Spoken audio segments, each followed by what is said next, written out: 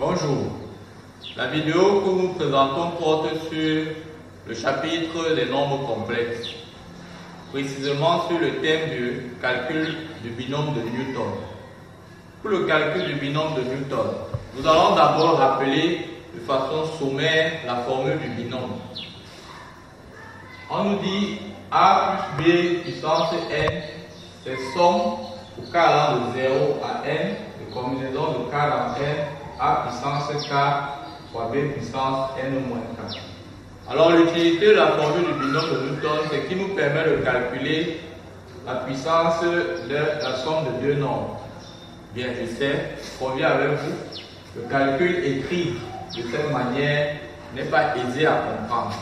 Donc pour vous aider à comprendre comment ça se fait, nous allons donc calculer en utilisant la formule du binôme de Newton et avec une technique que vous connaissez, ou bien vous avez déjà entendu, l'utilité du triangle de Pascal, qu'on va voir ici tout à l'heure. Nous allons apprendre à calculer la puissance A plus B puissance 2, A plus B puissance 3, A plus B puissance 4 et A plus B puissance 5 en utilisant le binôme de Newton de façon un peu plus aisée. Donc sans plus tarder, la première chose que je vais vous montrer, déjà quand je veux calculer A plus B puissance 2 en utilisant le binôme, le premier terme, ça sera A puissance 2 fois B puissance 0 plus A puissance 1 fois B puissance 1 plus A puissance 0 fois B puissance 2. Donc, quand on l'a dit, quand on dit A puissance 4 fois B puissance n moins k, c'est que k va prendre progressivement les valeurs qui vont de 0, 1 jusqu'à n. Dans le cas où la puissance ici c'est n.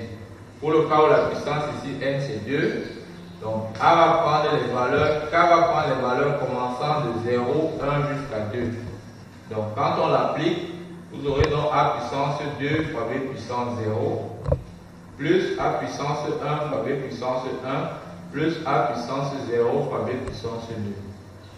Je voulais attirer votre attention sur un fait. Quand vous utilisez la formule du binôme de Newton, en fait, vous faites les produits, vous faites la somme des termes où les termes sont les produits de A fois B. Maintenant, les puissances sont telles que la somme des puissances doit toujours être égale à ce nombre-ci. Donc 2 plus 0, ça fait 2. 1 plus 1, ça fait 2. Et 0 plus 2, ça fait 2. La puissance de 2 doit décroître. Elle va du plus grand au plus petit. Et pendant que la puissance de 2 décroît, la puissance de B, lui, va croître. Il va de 0, 1 jusqu'à 2. Voilà les différentes remarques. Maintenant, quand on a fait ça, il va falloir maintenant que l'on mette les coefficients. On va mettre les coefficients un peu plus tard.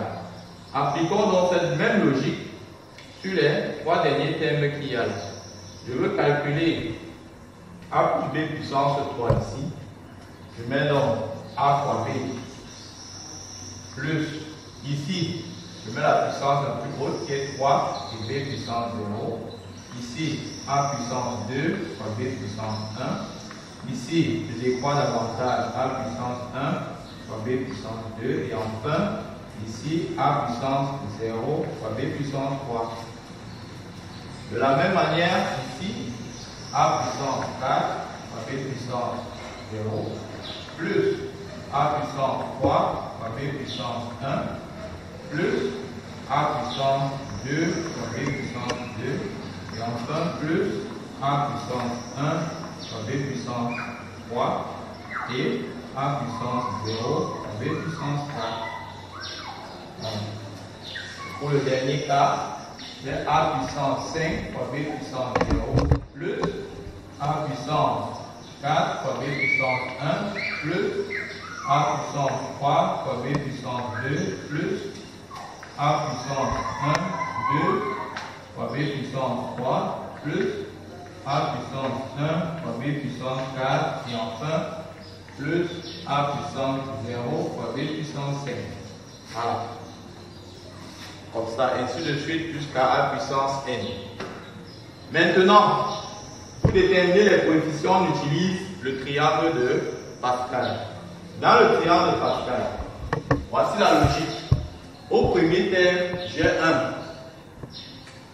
Au second terme, je vais faire 1 et 1.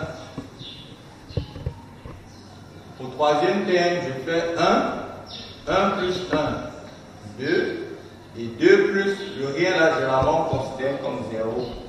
1 plus 0, ça fait 1. Au quatrième terme, je fais 1 plus 2, 3, 2 plus 1, 3, 1 plus 0, 1.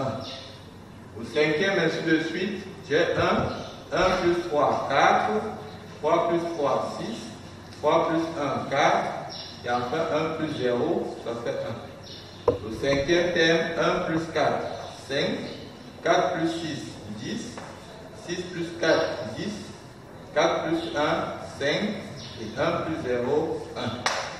Vous pouvez continuer comme ça, ainsi de suite, pour pouvoir grandir. Maintenant, ce terme-là représente quoi? Ça représente les coefficients de A plus B puissance. Celui-ci, c'est A plus B puissance 0. Celui-ci, ce sont les coefficients de A plus B puissance 1. Celui-ci, ce sont les coefficients de A plus B puissance 2. Celui-ci, coefficient de A plus B puissance 3. Celui-ci, coefficient de A plus B puissance 4. Et enfin, celui-ci, coefficient de A plus B puissance 5.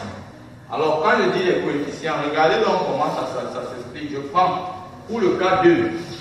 On me dit les coefficients, c'est 1, 2 et 1.